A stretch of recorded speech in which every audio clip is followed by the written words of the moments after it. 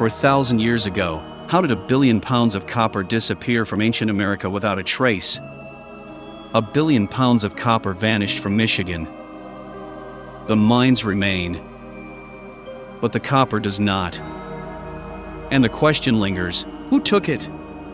In 1848, archaeologists on Michigan's Isle Royale discovered copper mines, over 4,000 years old.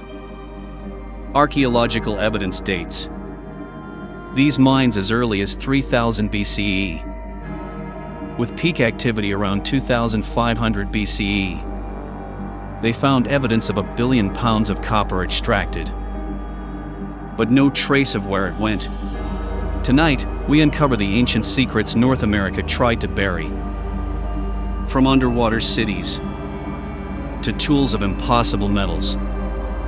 These are mysteries that rewrite history, and what waits in a Saginaw museum basement may change everything you believe about this continent. The story begins on Isle Royale. Over 1,000 ancient mining pits have been documented on Isle Royale Ancient and the Keweenaw Peninsula. Copper mines plunging thousands of feet into the earth. Over 4,000 years old. Radiocarbon dating of wooden mining support shows activity as recent as 1400 BCE, with mining continuing until about 100 BCE. Not primitive holes, but engineered tunnels. Archaeologists found engineered shafts for airflow, chambers aligned with celestial precision. 1 billion pounds of copper excavated. No written records survive. And we still don't know who removed all that copper. The scale and engineering remain unexplained. And where did the copper go? Now, descend into the Minoan River. Beneath the current stone foundations, 3,500 years old. Stone foundations beneath the Minoan River have been dated to around 1500 BCE. First discovered by sport divers in the 1960s, with formal archaeological studies beginning in the 1970s. Massive blocks, quarried miles away, fitted without mortar, perfectly aligned. Divers in the Minoan River have recorded unusual compass readings and magnetic anomalies, possibly caused by local mineral deposits. But this is only the beginning. Enter the Great Lakes Triangle. Ships vanish here. Compass needles go mads. Electronics fail. And under the sleeping bare dunes, radar reveals buried stone structures. Made. Deliberately hidden.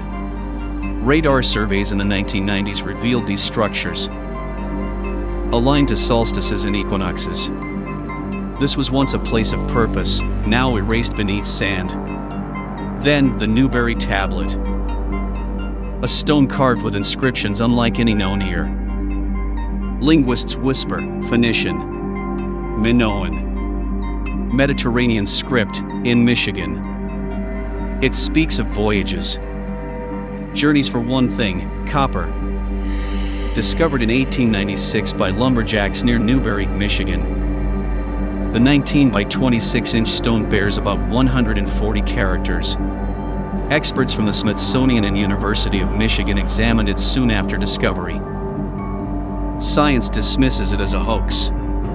But the weathering is ancient, and those who study it too closely, stranger evidence appears. Strange metal tools, some made from alloys, not native to North America, were unearthed in the late 1800s. Stone tools, edges too sharp, angles too perfect. Alloys not found on this continent. Metals from oceans away. The tools refuse to age. They never dull. Most now locked away in museum basements. Hidden. Why hide them unless their story is too disruptive? Beneath Lake Michigan, discovered in 2007 by Dr. Mark Hawley, underwater archaeologist at Northwestern Michigan College. A revelation about a perfect stone circle, a North American Stonehenge, 40 feet below the waves. Located in Grand Traverse Bay, some stones weigh up to 3,000 pounds. Estimated to be 9,000 to 10,000 years old. Predating England's Stonehenge by 4,000 years. Built before the lake even existed. According to a 1961 survey by the University of Michigan, these foundations are estimated to be 3,500 years old. Some researchers believe they're remnants of ancient trade networks, while others remain skeptical. Divers say instruments fail here. They feel a presence. Ancient. Awake. Watching from the dark. And then, the Michigan Relics. Thousands of slate tablets.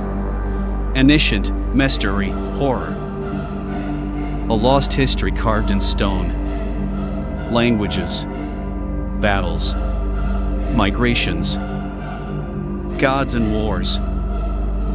Dismissed as forgeries. Yet their astronomy is perfect. Recording celestial events thousands of years ago. The weathering is real.